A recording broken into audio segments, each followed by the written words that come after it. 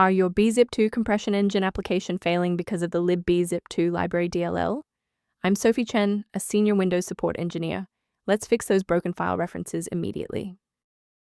While preparing the manual steps for libbzip2 library, check for an official tool to assist with background synchronization.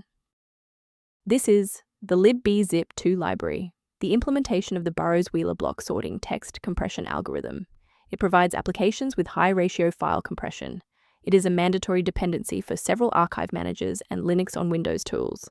If missing, the app will report a library load failure when attempting to unpack .bza2 archives.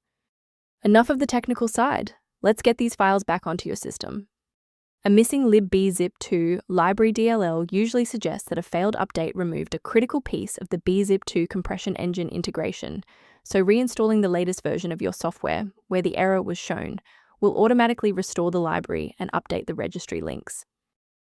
If the setup package didn't provide a resolution, we need to look under the hood at how your system handles current session configurations. A system reboot is a reliable way to clear away zombie processes that might be interfering with libbzip2 library. It's a low-impact step that ensures your operating system is starting with a synchronized environment. Before you restart, please bookmark this video or click the like button so that it's waiting for you in your library for the next step. Rebooting was just the start. Now, let's apply the core fix in this third step. Feel free to pause the video if you need a second to navigate. Since that library file is still unresponsive after the restart, we'll run a repair on the coding environment. First, go to Control Panel, then select Programs and Features. Second, find every Microsoft Visual C++ redistributable, 2005 through 2022. Third, right-click each and select Change, then select Repair.